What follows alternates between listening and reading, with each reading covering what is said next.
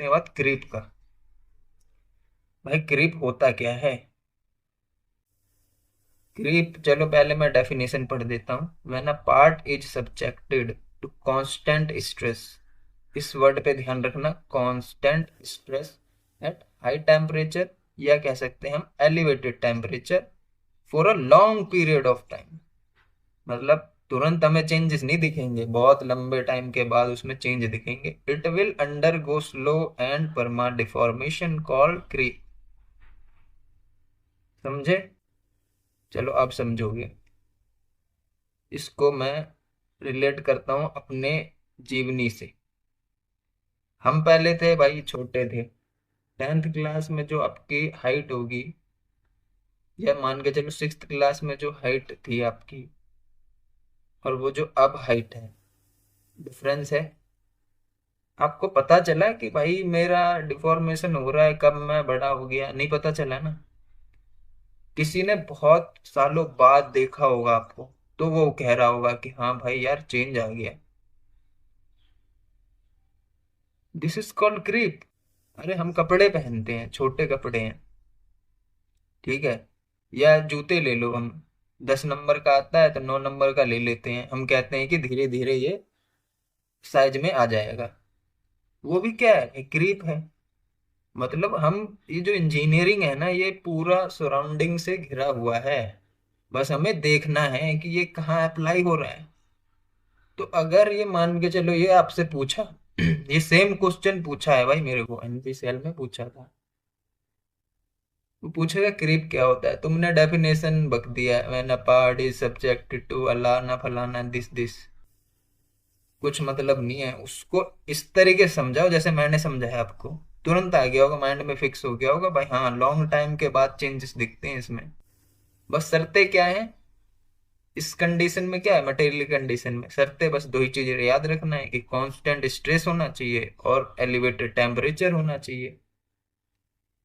जैसे कि आप एग्जांपल देख सकते हैं, स्टीम टरबाइन का ब्लेड, भाई कितने हाई टेम्परेचर पे वर्क कर रहा है वो, है ना? कर रहा है ना भाई, और कांस्टेंट स्ट्रेस पे है वो। अब उसको, जो हम अभी 2024 में है, हमने वो स्टीम टरबाइन ब्लेड देखा, इसी को हम देखते हैं 2 साल बाद, तो आपको उसमें डिफॉर्मेशन नजर आएगा। सिंपल सी बात है। लेकिन हम डेली देख रहे हैं तो हमें कुछ पता नहीं पड़ेगा। तो ये ऐसा डिफॉर्मेशन है जो हमें पता नहीं चलता है, लेकिन वो लॉन्ग टाइम के बाद दिखता है। ऐसे ही आपका जो अभी प्रिपरेशन है, अभी कर रहे हो, अभी ये वीडियो मेरा देख रहे हो, धीरे धीरे सारा वीडियो देखोगे और देखोगे, आगे बढ़ते जाएगा, नॉलेज बढ़ता जाएगा, फिर वो आपको लॉन्ग टर्म के बाद इफेक्ट दिखेगा कि हाँ भाई जो मैं कंटेंट पढ़ रहा था वो सच में सही था।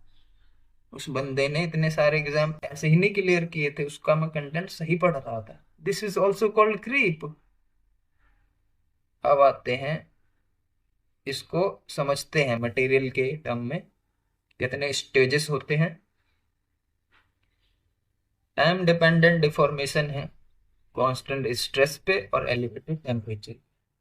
अब स्ट्रेन और टाइम का डायग्राम दे रखा है, ये स्ट्रेन और टाइम का कर्व है। अब देखो भाई, फर्स्ट स्टेज है, सेकंड है, थर्ड है, 3 स्टेज में बांटा गया है। ये जो एरो का निशान है, जो वाई एक्सिस पे शुरुआत का, ये इनिशियल स्ट्रेन है कुछ। अब फर्स्ट स्टेज में आते हैं, ग्रीन वाले लाइन पे ध्यान रखना। फर्स्ट स्टेज में देखो, क्रीप हो रहा है लेकिन स्लो पेस में हुआ है, हो रहा है, बट फिर शांत हो गया। ओके। अब जो सेकंड स्टेज है, इसमें सबसे ज्यादा टाइम लग रहा है भाई, मतलब ज्यादा लॉन्ग ड्यूरेशन है, और एकदम मिनिमम क्रीप रेट हो रहा है। अब थर्ड स्टेज में क्या हो रहा है, एकदम से एक्सिलरेट किया है और जाके फ्रैक्चर हो गया, मटेरियल खत्म उधर ही। मतलब अब हम उसको यूज नहीं कर सकते हैं। जैसे एक टरबाइन ब्लेड था, फर्स्ट स्टेज में हमने देखा 2024 से 25 तक, भाई उसमें कुछ डिफॉर्मेशन आया। अब हम देखते हैं 25 से 28 तक, देख रहे हैं ठीक ही ठीक चल रहा है, मीडियम रहता है ना, एवरेज हो जाता है बीच में। अब वो भाई सहने लायक नहीं है, थर्ड स्टेज की बारी आई, एकदम से वो फ्रैक्चर हो गया। इसीलिए तो भाई मेंटेनेंस शेड्यूल करवाया जाता है ना इतने बड़े बड़े बॉयलर्स में। दैट्स वाई क्रीप ऐसा प्रॉपर्टी है जो हम अपने सराउंडिंग में भी देख सकते हैं, मटेरियल से रिलेट करके देख सकते हैं। अब बारी आती है सिग्निफिकेंस ऑफ क्रीप। जो क्वेश्चन पूछेगा ना, तो उसको सिग्निफिकेंस मन बताना बहुत जरूरी है, खासकर इंटरव्यू में। अब इसको आप फील कर पा रहे हो कि हाँ ये होता क्या है, तो यही मेरा काम है कि आपको फील करवाना वो एक एक जो टर्म है। देखते हैं भाई सिग्निफिकेंस क्या है। मटेरियल साइंस में इसेंशियल है, क्योंकि हम इवेलुएट करते हैं रिस्पॉन्स ऑफ मटेरियल का प्रोलॉन्ग स्ट्रेस, यानी लॉन्ग टाइम ड्यूरेशन ऑफ जो स्ट्रेस लग रहा है एट एलिवेटेड टेम्परेचर, कि भाई इतने टाइम तक ये चलेगा कि भी नहीं चलेगा।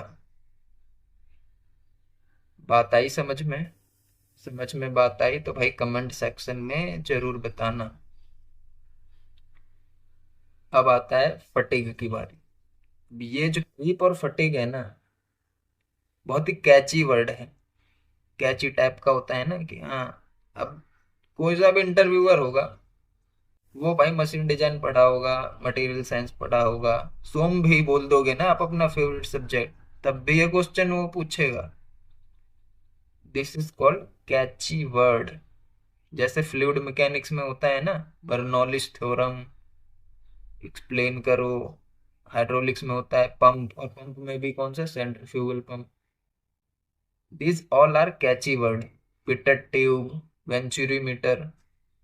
तो ऐसे ही ये मटेरियल साइंस में, मशीन डिजाइन में, सोम में, अब तीनों में से कोई सा भी फेवरेट सब्जेक्ट बोलोगे तो ये आएगा ही आएगा। तो फटिक की बात करते हैं। जब मटेरियल, पहले डेफिनेशन पढ़ते हैं। When a material is subjected to repeated stress, it fails at stress below the yield point stress. Such type of failure is known as fatigue. मैंने बताया था, यील्ड पॉइंट के बिलो जो फेल हो रहा है वो भी फेलियर कहलाता है। अब हम बात करते हैं रिपीटेड स्ट्रेस। मैं एग्जांपल देता हूं इसका। एक हमने वायर लिया, ठीक ठीक है, छोटा सा, और उसको हम घुमाए जा रहे हैं। एक एंड से पकड़ रखे हैं फिक्स, दूसरे एंड से उसको अप डाउन कर रहे हैं। वो थोड़ी देर बाद क्या होगा, वो ब्रेक हो जाएगा। पहले यील्ड आएगा, फिर ब्रेक हो जाएगा बिलो द यील्ड पॉइंट ही। वो किस लिए हो रहा है? वो रिपीटेड स्ट्रेस से हो रहा है। अब रिपीटेड स्ट्रेस जरूर पूछेगा, आपने बोल दिया है कि रिपीटेड स्ट्रेस। अब वो इंटरव्यूअर इतने चालाक होते हैं ना कि आपके जवाब में से ही वो क्वेश्चन पूछेंगे। आपने बोल दिया रिपीटेड स्ट्रेस, अब बोलेगा भाई रिपीटेड स्ट्रेस क्या होता है ये तो बताओ। तो बात करते हैं रिपीटेड स्ट्रेस की। ये देखो, जो स्ट्रेस का वेरिएशन है ना, वो 0 to मैक्सिमम जाता है। जब मान के चलो मैंने मैक्सिमम फिक्स कर दिया 20 न्यूटन पर मीटर स्क्वायर स्ट्रेस की, और 0, तो 0 to 20, फिर 0 to 20 ऐसे करके जो वेरिएशन चलेगा, इसको बोलते हैं रिपीटेड स्ट्रेस। और इस कंडीशन में जब मटेरियल फेल कर जाता है बिलो द यील्ड पॉइंट, उसको कहते हैं फटीग। तो अगर ये लेक्चर आपको समझ में आया हो और आप नेक्स्ट पार्ट और ऑल्सो चाहते हो, तो भाई कमेंट सेक्शन में कमेंट करना। इसको जितना हो सके लाइक करना, शेयर करना, सब्सक्राइब करना। सब्सक्राइब में आपके एक भी रुपया नहीं लगेगा, जस्ट उसको सब्सक्राइब कर देना है। सब्सक्राइब में आपका ही फायदा होगा, जितने भी मैं वीडियोस डालूंगा वो आपको मिलता रहेगा टाइम टू टाइम। अब नेक्स्ट पार्ट आपके रिस्पॉन्स पे डिपेंड करेगा।